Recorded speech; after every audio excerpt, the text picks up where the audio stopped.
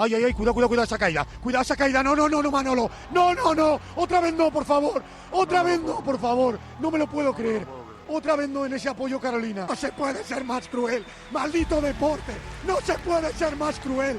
Y de repente todo eso se evapora y pasa, se ha vuelto a romper la rodilla, claro, pero tienes ahí un pellizco de corazón de, primero lo tengo que contar en directo cuando me doy cuenta que se ha roto la rodilla y se te rompe la voz y te cuesta tal, pero luego ya reaccionar y decir, vale. Que yo he escuchado la narración y es que hasta yo mismo me he llegado a emocionar porque es que te rompes. Mi trabajo es mi trabajo, hay que reaccionar y hay que pasar, en vez de a contar éxito, a contar desgracia. En vez de hablar con gente que está deseando hablar y celebrar contigo, a hablar con gente que está llorando y que está hundida y que está en el peor momento de su vida. Hay que ser camaleón y hay que ser capaz de adaptarse a ambas situaciones.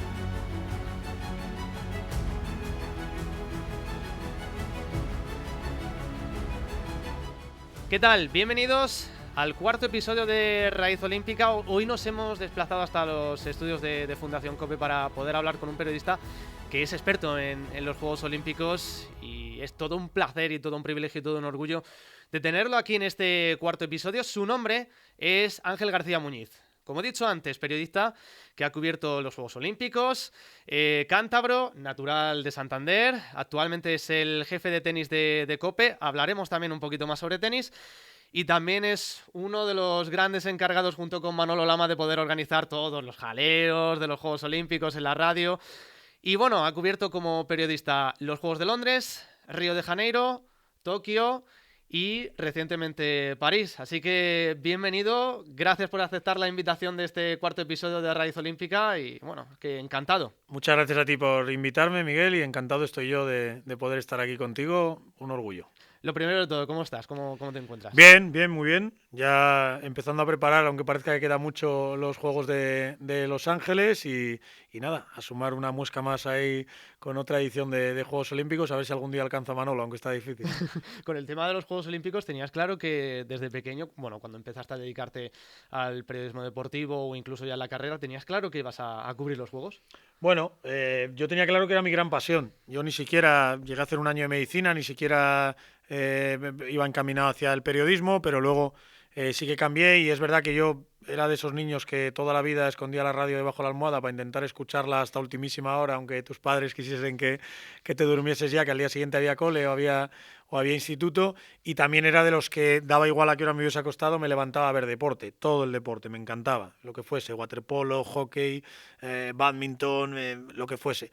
Entonces, bueno, mezclando esas dos pasiones, me encanta escuchar la radio, me encanta ver deporte, pues qué tal si lo convertimos en la forma de vida y me da de comer a mí y a mi familia.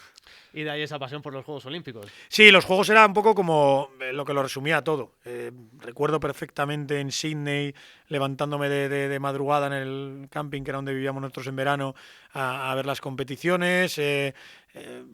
Mi primer recuerdo vívido de verdad no sé, de algo que me haya pasado en la vida y que sé exactamente cuándo me pasó, cómo me pasó, qué hice, qué pensé y demás, recuerdo perfectamente que es un día grandísimo para la historia del deporte español, que es cuando Fermín Cacho y el fútbol ganan medalla de oro en un espacio, a mí me pareció cortísimo de tiempo, luego tendré que mirarlo algún día, supongo que habría media hora, una hora de diferencia, pero cuando ganaron en Barcelona 92, el oro Fermín y el oro también el fútbol, y además lo recuerdo porque teníamos un torneo de fútbol sala, jugamos ahí entre campings y tal y cual, y habíamos ganado el torneo, nuestro camping contra el resto, y recuerdo que estábamos de fiesta, todos mis colegas abajo, tal, comiendo, nos dejaban comer lo que quisiésemos, beber lo que quisiésemos, estábamos de celebración, y yo lo que hacía era escaparme a la caravana, al módulo de quien estaba, vamos, el que estaba más cerca, que era el de Azucena, me acuerdo como si fuese ayer, y me subía a ver la televisión y a ver lo de Fermín y a ver lo del fútbol y a ver todo lo que estaban retransmitiendo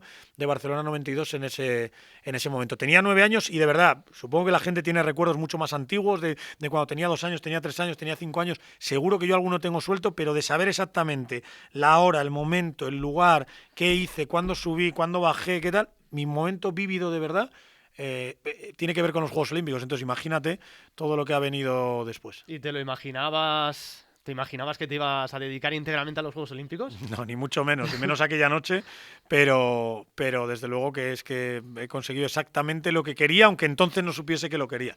O sea, no hay nada como cubrir unos Juegos Olímpicos, vivirlos como aficionado ya es la leche, estar allí la leche por dos y cubrirlos como periodista, ser capaz de trabajar, de hacer lucir tu trabajo de 4 años en esos 16 días, de formar equipo, de que entre todos sacamos el trabajo, de que te sientas súper orgulloso de que Mónica Zong ha conseguido tirarles un móvil a los regatistas, a los primeros campeones olímpicos de España en París y que han hablado en tu radio antes que en ninguna, que los compañeros luzcan, y que tú evidentemente también luzcas y luzca tu trabajo y todo el mundo haga brillar ese trabajo durante 4 años y rematarlo de verdad en el momento de la verdad es un placer inmenso. Y luego, evidentemente, vivir de cerca la historia de los deportistas, el que ellos se emocionen, el que ellos lloren y empatizar con ellos porque algunos de ellos son colegas o les conoces hace muchos años y no sé, ya te digo, yo vivo cada 4 años para esos 16 días y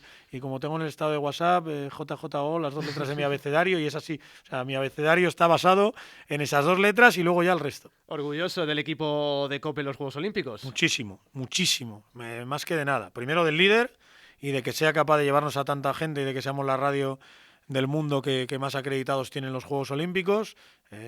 Siempre digo lo mismo, ver a Manolo esos 16 días es la mejor experiencia para un joven periodista que puede haber, porque solo te queda aguantarle el ritmo, aprender de cada pequeña lección diaria y pensar y soñar con algún día hacer algo similar y ser capaz de ser tan polifacético y de hacer absolutamente todo lo que hay que hacer. Y luego del resto de los compañeros lo mismo.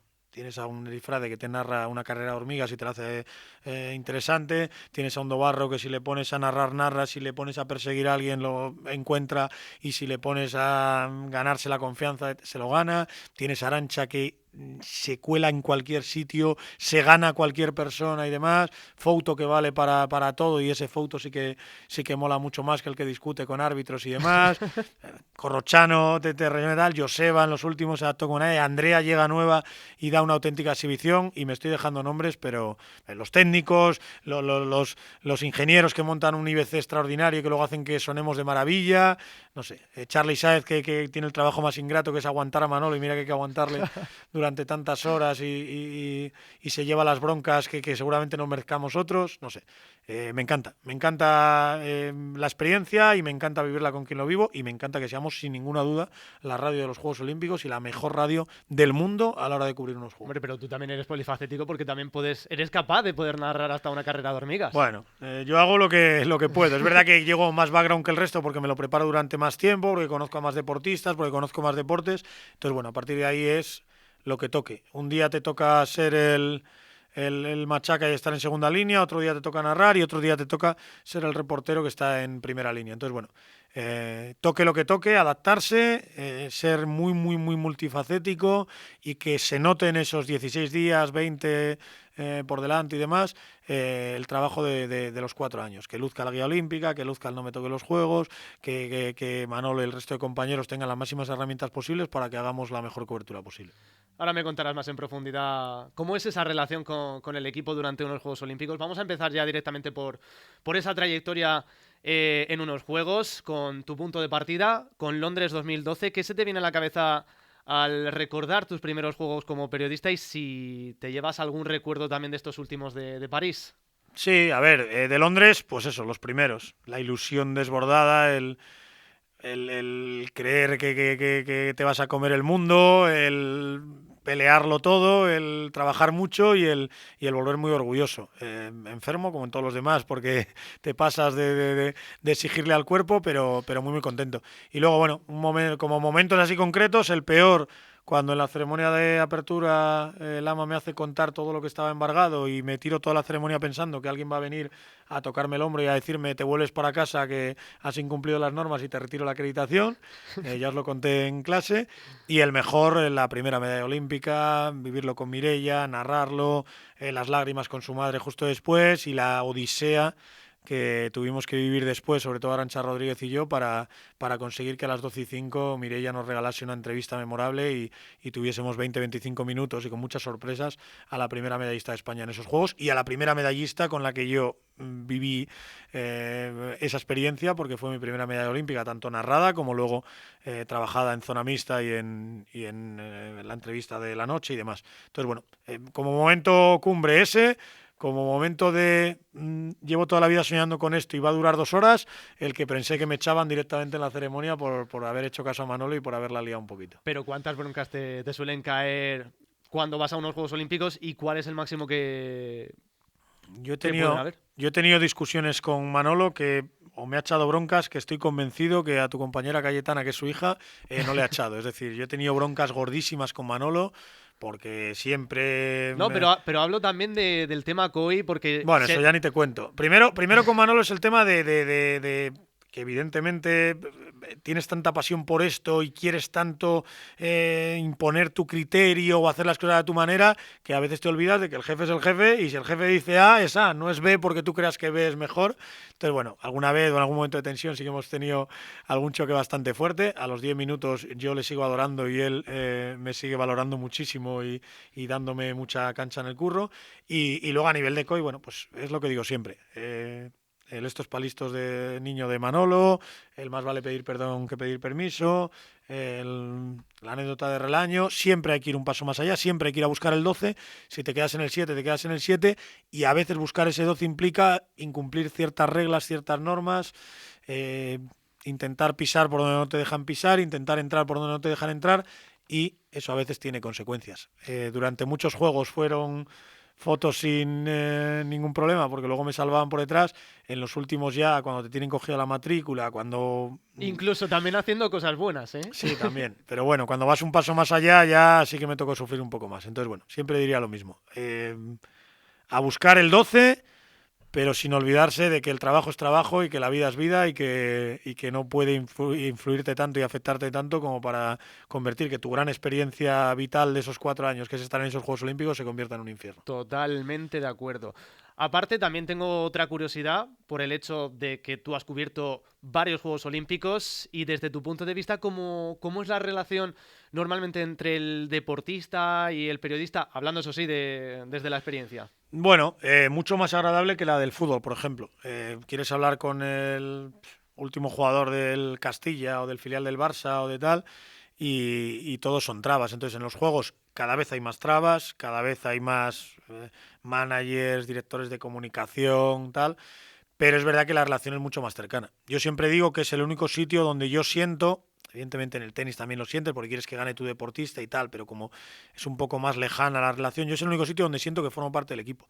Que si van 382, los 24 nuestros son los 24 siguientes del equipo, porque cuanto mejor les vaya a ellos, mejor nos va a ir a nosotros. Más va a lucir el trabajo, más horas de antena vamos a hacer, más alegrías vamos a contar, mejores datos vamos a dar y más contenta va a estar la empresa que nos paga de que hagamos tantas cosas y tan bonitas.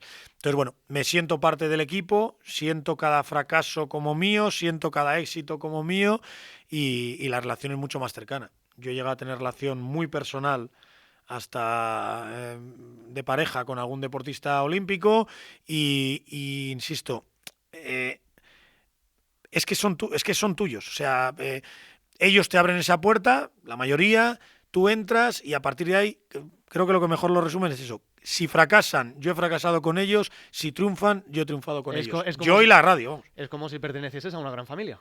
Sí, eso es con el equipo, evidentemente, y con los que como tú van ahí a hacer honor a la confianza de Manolo y a la inversión de la radio, pero luego también sientes algo similar con el equipo, insisto. O sea, cuando llevas 4 años siguiendo a quien sea, a Joel González, deseas tanto como él, no creo que tanto, pero igual es una exageración, pero deseas muchísimo que él triunfe y que él gane esa medalla de oro, porque tú la has contado, la has ido viviendo durante los pasos anteriores y porque tú quieres contarla y vivirla en el momento de la verdad. Entonces, bueno, afortunadamente todavía hay algunos que nos dejan tener esa cercanía, ese cariño y no solo ser los que lo contamos desde fuera, sino contarlo desde cerca y desde dentro.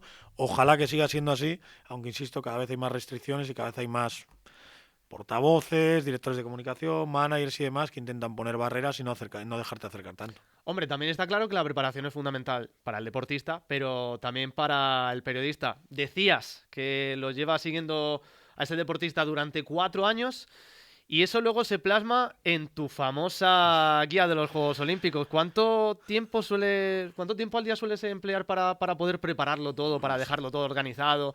¿Qué datos metes? ¿Qué curiosidades? Al día no sé porque es muy variable, pero durante los 2 años diría miles de horas y no estoy faltando a la verdad. No sé cuántos miles, pero más de 1, más de 2 y más de 3. Entonces, bueno, al final vas buscando huecos en el trabajo cuando tienes menos de tu día a día, en casa, robándoselo a la familia. Una de ellas me pilló recién nacida mi hija y prácticamente nada más, bueno, literalmente 2 horas después de nacer ya estaba con la guía olímpica ahí en el hospital y tal y cual, adelantando trabajo. Y bueno, al final es preparar todo lo que esté en tu mano para que luego, pase lo que pase en los juegos, sea éxito, sea fracaso, tú puedas reaccionar y puedas contarlo de la mejor manera posible. Tener un punto diferente, una herramienta adicional para hacer mejor cobertura que el resto de medios de comunicación. Entonces, bueno, la guía son muchísimas páginas, 100 o así por ambos lados, lleva muchísima información útil de transportes, de calendarios, de historiales olímpicos, de opciones de medalla y demás para organizar el trabajo internamente nuestro, Manolo, y nos distribuir a todo el equipo.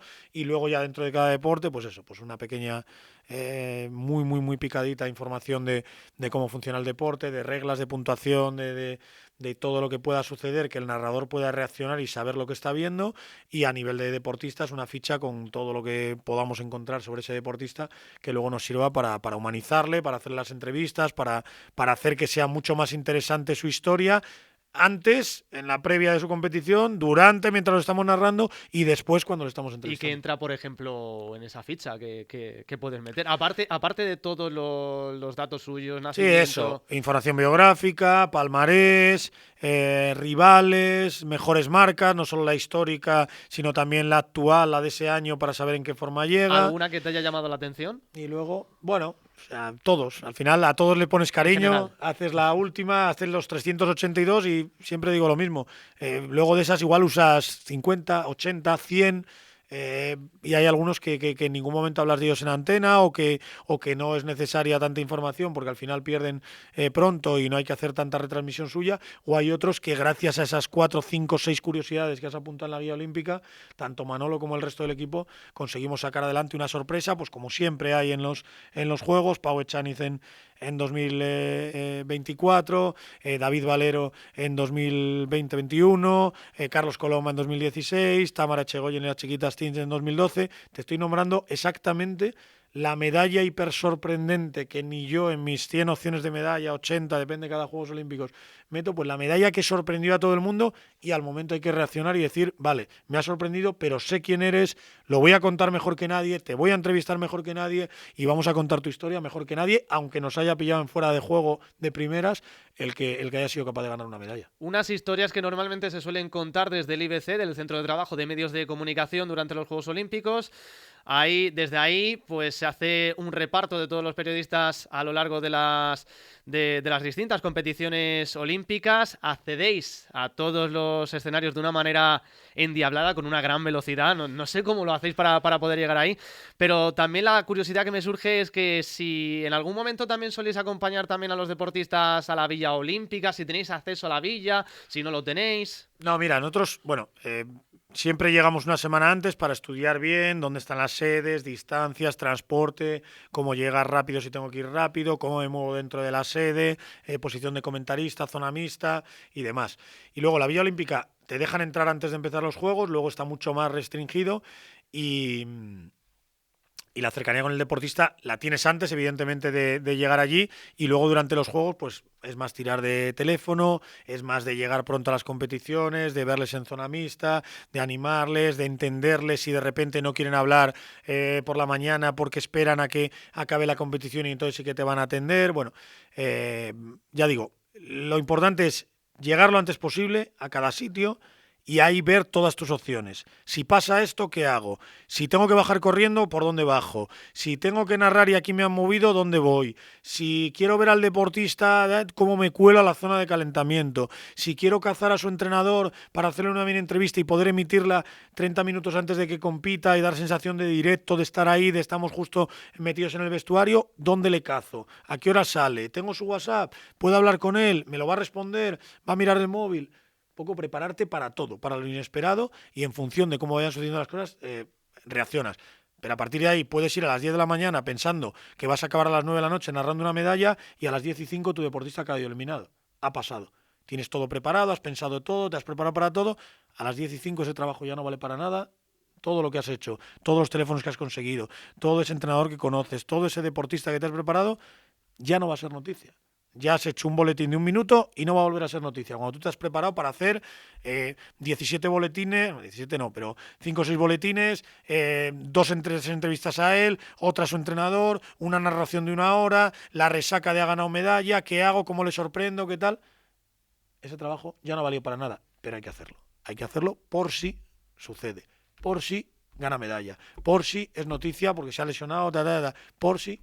Hay que estar preparado para todo y luego reaccionar a lo que suceda. Y de todo ese trabajo, ¿cuál ha sido la cobertura más difícil o más emocional que has tenido que afrontar en unos Juegos Olímpicos? La más difícil, sin duda, la lesión de Carolina Marín. O sea, cuando alguien muy cercano a mí o yo muy cercano a él, porque yo voy viviendo su carrera desde que tenía 15 años, desde que quedó campeona, su campeona de Europa sub-18 con 15 años, la conoces de muy joven, sabes lo que le ha costado llegar hasta ahí, sabes el mérito que tiene, sabes que se ha roto la rodilla 2 veces, sabes que en unos entrenamientos durísimos ha conseguido llegar al nivel de tal, incluso ha empezado la competición mal y a partir de octavos de final, de cuartos de final sobre todo, ya reacciona y ya es Carolina, y cuando lo tiene todo, cuando va a ganar la semifinal, cuando es la gran favorita para la final, se vuelve a partir la rodilla por tercera vez.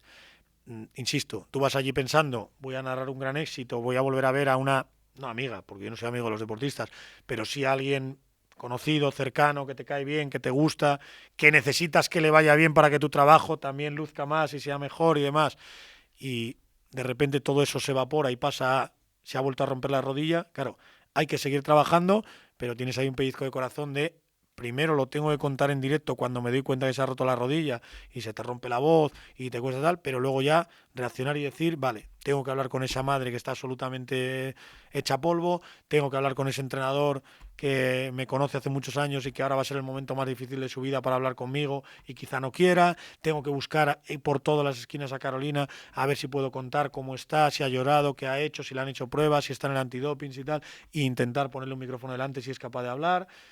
Es decir, pasas de estoy hundido porque ha sucedido algo que ha reventado mi trabajo y ha reventado a una persona que quiero, a da igual, mi trabajo es mi trabajo, hay que reaccionar y hay que pasar, en vez de a contar éxito, a contar desgracia. En vez de hablar con gente que está deseando hablar y celebrar contigo, a hablar con gente que está llorando y que está hundida y que está en el peor momento de su vida.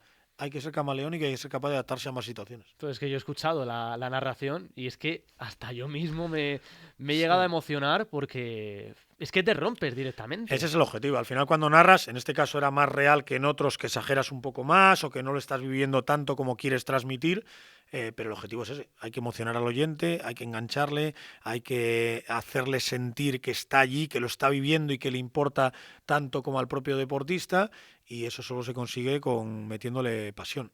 Hay una frase, la única vez que Paco González hemos estado a solas, diría, en un despacho, que ni siquiera fue, no sé ni cómo llegamos allí, pero sí que me dijo un día, creo que estábamos hablando varias personas, se salieron y me quedé con él, y me dijo un consejo, me dijo una frase o una definición de mi trabajo que me encantó y que aplico mucho, que dice que si tú transmites pasión por lo que haces, haces que el que oye se apasione. Es decir, puede que antes no le importase nada, pero si tú con tu voz, con tu trabajo, con tu conocimiento de ese deportista, con cómo lo transmites con tu voz, con tus gritos, rompiéndote la voz si hace falta, quedándote ronco, tal cual, transmites pasión, harás que el oyente se apasione. Harás que ese oyente que 10 minutos antes no le importaba lo que estaba sucediendo, de repente pase a ser algo súper importante para él y algo que le apasiona.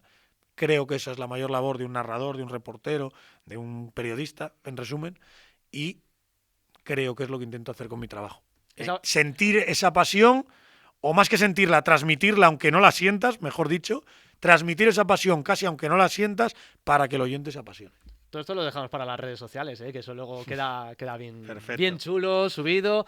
Lo recuerdo, @Raíz Olímpica Podcast, lo tenéis en Instagram y también en TikTok. Ahí subiremos todos los cortes y todo lo que nos está contando Ángel García. Vamos a dejar un poco de lado el tema de los Juegos Olímpicos porque hay otra de las cosas que me gusta centrarme porque habíamos dicho al principio que es el encargado del tenis en tiempo de juego, también en COPE. Nos vamos a Murcia, ¿no? Los murcianicos. Solo faltaba. La verdad que estoy súper orgulloso, súper orgulloso y súper sorprendido, tengo que decírtelo. Yo me tiré toda mi vida diciendo es imposible, absolutamente imposible que volvamos a ver algo como lo de Nadal. Imagínate verlo en el mismo país, apenas unos kilómetros y ni siquiera una década después, en la misma década, porque han compartido pista, ilusiones, equipo y todo. Entonces, es que, bueno, yo siempre lo resumo en lo mismo. Se te acercan los argentinos y dicen, che, boludo, no habéis acabado con Rafa y ya tenéis a Carlos. Y nosotros, Nalbandián no llegó a ganar un Grand Slam, Del Potro murió en cuanto ganó uno, y vosotros habéis tenido a Ferrer, que ya nos gustaría a nosotros tener un Ferrer, y además de Ferrer tenéis a un Nadal y a un Alcaraz. Ángel, has pasado del acento argentino al acento gallego en un momento. No soy capaz de... La verdad que imito fatal, pero os lo cuento que lo dicen así. Yo tampoco sabría imito imitarlo. fatal, pero se le acercan los argentinos y flipan y dicen, ¿pero qué? No me rompa las pelotas. ¿Cómo sois capaces de no haber soltado a Rafa y ya tener a Carlos? Somos unos privilegiados, el deporte español es increíble, y yo de verdad, o sea, no sé, hubiese apostado tantísimo dinero a que era imposible ver a alguien del nivel de Carlos en la misma década, en el mismo país y apenas unos kilómetros, o sea, estaría viviendo debajo de un puente si hubiese apostado lo que de verdad creía y sentía que tendría que haber apostado, a que era imposible volver a ver a alguien. Ya veremos lo que será Carlos. Desde el primer día nos dijo, yo no soy Rafa Nadal, yo soy Carlos Alcaraz, y ya veréis cómo algún día ese nombre es suficiente. Lo es con creces. Haga lo que haga, como si se retira mañana. Hará lo que tenga que hacer. Veremos si supera a Rafa, ojalá. Veremos si le empata. Veremos si se queda cerca. Hará lo que tenga que hacer. Pero ya es verdad que ha surgido otro tenista de un nivel escandaloso. Insisto, jamás lo hubiese pensado. En la misma década, a unos kilómetros, en el mismo país, y afortunadamente es el nuestro. Pero es que si tú te fijas, todo el Palmar, la fachada de su colegio, la imagen de Carlos Alcaraz, todo el mundo ya se conoce la calle donde vive. Es que además me gusta mucho porque presume muchísimo de Murcia por el mundo. Cuando no firma la cámara, le tiran una bandera y tal. Cuando no, en la grada gritan viva Murcia.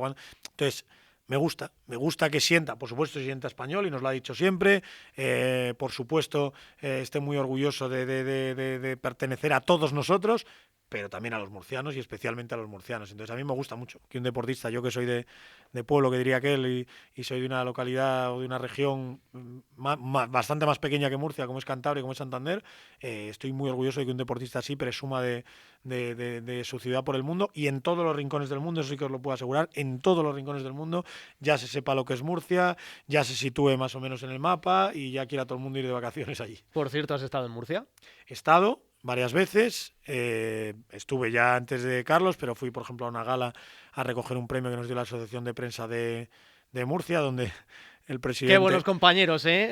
Sí, pero donde el presidente encima o sea, me sorprendió a mí mismo, mejor dicho, y me dio un poquito de vergüenza y todo, porque en mitad del acto, cuando estaba nombrando a todos los demás premiados y a todos los que estábamos ahí, el presidente dijo, no sé qué, Angelito García y tal, que se ha inventado lo de las aventuras del Capitán García, y que una gilipollez que se te ocurra tiene una narración y tal y cual. Pero eso fue en el mismo momento. En el mismo momento, en el discurso del presidente y tal, que cuando iba a cerrar el acto, y me llamó la atención, delante de Carlos, delante de su familia, delante de todo el mundo, que se acordase de una frase que sueltas tú en la narración por hacer un poco la tontería y que la tuviese tan fresca, y no sé. La verdad que me parece una región maravillosa. Mis padres viven muy cerquita gran parte del año en Torrevieja, y mira, de hecho recuerdo hace 1000 años ir a ver un Murcia Racing, que sabes que es mi otra gran pasión, el Racing de Santander, y recuerdo 1-1, gol de Smolarek, no sería capaz de situarle en el mapa.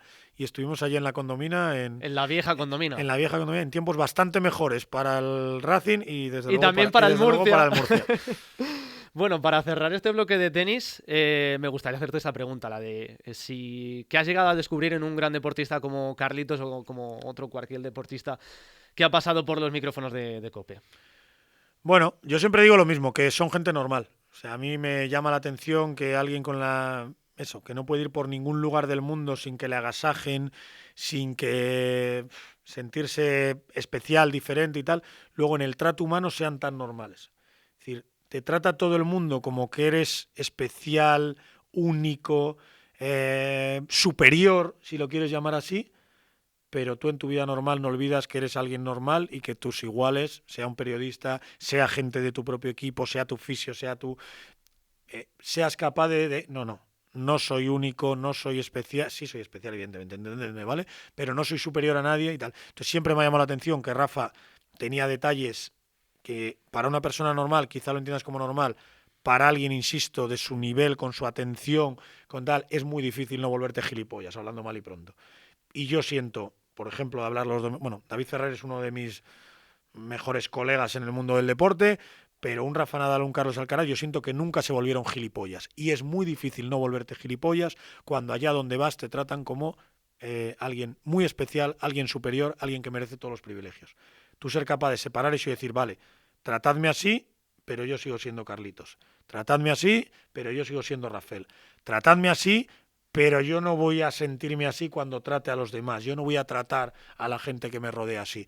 Entonces, yo es que siempre he sentido una cercanía y una humildad, insisto, por poner a los dos más grandes de Rafa y de Carlos, que yo la valoro y la valoro mucho. Porque es muy fácil ser humilde siendo Pepito Pérez de no sé dónde. Ya cuesta ser humilde y a mí me cuesta mucho y no lo soy, siendo un periodista que más o menos en algún sitio te reconocen, que vas contando cosas por el mundo, que lo suben a redes sociales, que te llegan 2000 comentarios, ¿qué tal? Y no dejas de ser un pringao, y mucho más difícil es ser humilde siendo un estrellón mundial, ¿qué tal? Entonces, que no se hayan vuelto gilipollas, y este te vale también de titular si quieres y lo pones así, que en ningún momento se hayan vuelto gilipollas, ni Rafa ni Carlos, endiosándoles en el mundo entero, y que sigan siendo gente absolutamente normal al tratar a la gente más cercana como es su equipo y también a los un poquito más lejanos como somos la gente que les seguimos por el mundo, yo le doy mucho valor porque supongo que no es fácil no volverte gilipollas en esa situación. Bueno, Rafa, Carlos, si escucháis o si veis este podcast, este es el mensaje de Ángel García. No, el agradecimiento eterno. Bueno, que sí. se porten así de bien, que nos traten así de bien y que no se vuelvan gilipollas. Ojalá no se vuelvan nunca. Bueno, último bloque. Tienes un libro, que ¿Sí? es el de Rafa Nadal. De Rafael Nadal, El camino hacia la leyenda. Buen libro, ¿eh? Bueno, lo tengo pendiente para comprármelo. Pues cómpratelo. Creo que ya no quedan muchos, la verdad. Creo que está descatalogado, pero si no que te lo preste alguien. Bueno, y al final, bueno, fue una especie de viaje, de explicarle a la gente, vale, Nadal ya le conoces, Nadal ha ganado todo esto, pero yo te voy a contar cómo ha llegado hasta ahí. Voy a contarte quién era Rafael y qué cosas le pasaron a Rafael y a Rafael cuando era pequeñito para llegar hasta aquí. Entonces nosotros pues, contábamos cada uno de los 14 Grand Slams que tenía entonces. Vale, lo ganó así, pero todo empezó mucho antes. Y contábamos alguna anécdota del pasado que le haya llevado a ganar ese torneo así. Entonces eran muchas anécdotas del Rafa niño, del Rafa adolescente y la verdad que creo que está muy bien. Es muy divertido. Me ofrecieron hacer una segunda parte, yo ya había cumplido, ya había contado lo que quería contar, no quería hacerlo por hacer y por rellenar más o por vender más o porque volviesen a publicarlo y me quedé muy a gusto. La verdad que te lo juro que lo buscaré. Bien, lo voy a intentar. Te va a costar encontrarlo. Si lo encuentras, me avisas. Lo que sí que voy a hacer va a ser escuchar los 6 episodios del podcast, Lucas, Ahí sí. Historia de un corazón. Eso sí que te lo digo a ti y a todos. Yo lo mejor que he hecho en mi vida y nunca seré capaz de hacer algo mejor, para que veas que no es ego, que es simplemente reconocimiento de mis incapacidades y de tal. Lo mejor que he hecho jamás en radio, en periodismo, en todo, siempre será Luca, Historia de un corazón. Es un podcast de un peque de 10 meses entonces, que hoy tiene algún añito que otro y que está muchísimo mejor y ya yendo al cole y todo, y de cómo le salvaron la vida los extraordinarios médicos y el extraordinario sistema de trasplantes y de salud que tenemos en este país, con solo 10 mesecitos cuando le tuvieron que trasplantar un corazón. Entonces, bueno, vivir eso a 15 centímetros de mi asombro, conseguir que un compañero se suba a un avión de trasplante donde nunca ha habido un micrófono, ver cómo esos padres se despiden de la otra parte que también hay, cruda, dura, durísima y real, que es el niño que tiene que morir para que ese otro niño se salve, es decir, el que dona. No sé, vivir todo eso, vivir esa madre que se tira 11 horas mirando a una puerta sin saber lo que tú ya sabes. O sea, el sentimiento más poderoso y a la vez más injusto que he sentido en mi vida es decir, yo ya sé que la operación ha ido bien, yo ya sé que Luca, si no pasa nada, se va a salvar, y su madre, que vive para eso, que lleva los 10 meses de vida de Luca pensando cada minuto en eso, no lo va a saber hasta dentro de 4 horas. O sea, tener esa información, tener ese saber tal, y no poder contárselo a su madre, porque evidentemente pueden cambiar muchas más cosas y porque el compromiso de confidencialidad que firmas es súper estricto y hasta que no salgan los médicos y le digan lo que consideren, tú no puedes hacer absolutamente nada, pero el saber 2, 3 horas antes que esa madre que todo ha ido bien y no poder contárselo, es la vez que me he sentido más poderoso, tengo la mayor noticia de que nunca tendré, y a la vez más injusto, más débil y no se la puedo contar. No al mundo, que sería mucho ego y sería tal. No se la puedo contar a su madre, a la persona que vive y muere por saber esa noticia. Entonces, es la cosa más dura que he vivido en mi vida, la cosa más emocionante, la cosa más increíble, y se escucha, se oye en ese podcast y se puede vivir en primera persona. O sea que sí, nunca he hecho nada mejor, nunca haré nada mejor, porque ya digo, sé que es lo mejor que voy a hacer nunca en esto del periodismo. Te noto muy emocionado, ¿eh? Sí, porque recuerdas muchas cosas de entonces, de cuando las cosas se complicaban, de cuando esperaban el corazón, de cuando la angustia de esos padres, de cuando se complicó después, ya acabado el podcast y estuvo a punto de acabar en tragedia, de saber que ahora cada vez están mejor. Mira, cuando acabé la entrevista, hace tiempo, cada mes más o menos lo hago, pero hace tiempo que no escribo a su padre para que me actualice. En cuanto acabe la entrevista voy a ponerle un WhatsApp para que me mande la última foto y para que me cuente qué tal le va a Luca. Bueno, para acabar, ya estamos casi en el punto y final. Voy a hacer un pequeño test, son 10, te voy a decir 10 palabras y tú solamente me lo tienes que resumir en 1, 2 frases, muy poquito. Venga, ¿vale? Perfecto, un peloteo rápido. Un peloteo rápido como en el tenis. Ahí. Y ya hacemos el cierre de toda esta entrevista, ¿vale? Vamos a empezar con la primera palabra. La primera es Londres. Inolvidable, mi debut olímpico, siempre, haga 10, 12 en los que espero hacer, siempre serán los más especiales. Radio. Mi vida y el poder darle una vida a mi familia. Juegos Olímpicos. Diría lo mismo, mi vida y el poder darle una vida a mi familia, pero diré mi parque de bolas cada 4 años. París. La ciudad más importante de mi carrera profesional, por los 14 de Rafa, siempre placenteros, por los que van a venir de Carlos, pero también en el momento en el que más sufrí, porque los Juegos de París lo pasé muy, muy mal. Carolina Marín. Luchadora y alguien que de la nada llegó al todo y pude contar su momento más alto y su infierno más duro. Rafa Nadal. Eterna deuda. Siempre seré lo que soy porque Rafa me ayudó a serlo. Yo siempre digo que Alcaraz puede ganar 50 Grand Slams, los voy a contar con la máxima pasión, me voy a alegrar, no tanto como él, pero todo lo que pueda, pero nunca nadie será Rafa, porque entre otras cosas he llegado a donde estoy y soy el que soy porque he podido vivir lo que ha sido él. O sea, el don Rafael Nadal Parera siempre será no solo el lema que guíe mi carrera, sino a quien yo le deba todo lo que he sido en mi carrera. Oro olímpico. El Zenit, el Sumum, lo más alto que hay en el mundo del deporte. Que no se engañen, no es una Copa del Mundo, no es una Eurocopa, no es una Super Bowl, no es un Mundial de Rugby, es el oro olímpico. No hay nada más alto en el mundo del deporte, el Everest auténtico del deporte, y diría que hasta una montaña más alta que el Everest que aún no hemos descubierto, es el podio olímpico, es el oro olímpico, no hay nada más grande. Vale, rápidamente. Carlos Alcaraz. Me quedan 3. Lo que más me ha sorprendido en esta vida y los 10 años siguientes de que coman mis hijos y vayan a la universidad y demás. Es decir, que dure mucho y que siga sonriendo. Sonrisa, diría. Si tengo que resumirle una palabra, sonrisa. Cuando él sonríe, sonreímos todos. 2 más. Luca. Mi mejor experiencia y mi mejor trabajo. Haga lo que haga en esta vida, diría casi que a nivel vital también, pero desde luego a nivel laboral, nada será comparable a ver a ese peque de 10 meses cuando le dieron un golpecito los médicos y ese corazón dentro de él empezó a latir. Ningún momento como ese. Y ya por último, Ángel García. Dicen y con razón que tengo mucho ego, con lo cual no me voy a extender. Un periodista que soñó mucho, trabajó y tuvo mucha ilusión y ahora simplemente está disfrutando y recogiendo los frutos. 2 últimas preguntas y ya con esto acabamos. ¿Qué cambio hay entre el Ángel García de la facultad y el actual loco de los Juegos Olímpicos de COPE? Bueno, aquel le daba más disgustos a su madre porque no sabía muy bien si había acertado con lo del periodismo, dejar medicina y pasaba poco por clase, la verdad, porque hacía muchas prácticas y demás y iba prácticamente a los exámenes y también era un poco golfo y me iba a jugar al mus y demás, pero aquel era un niño ilusionado y este es un hombre satisfecho. Y bueno, ¿dejas alguna pregunta para el siguiente entrevistado? Todavía no sabemos quién es, pero ¿dejarías alguna pregunta así al aire para que él la pueda contestar? Se lo pondremos luego también. ¿Qué es lo que más te ha llenado en tu vida, lo que más feliz te ha hecho?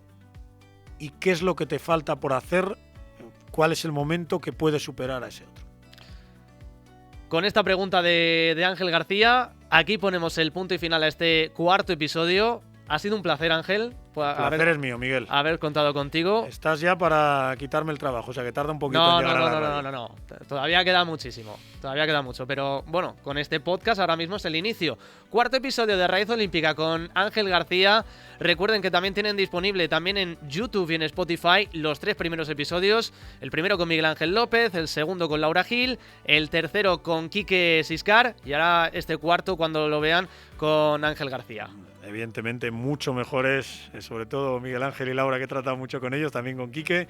Has bajado el nivel. Empieza a subirlo otra vez para la 5ª, vuelve a un deportista multimedallista como todos ellos. Volveremos a todo ello. Gracias y hasta la próxima. Saludos. Adiós.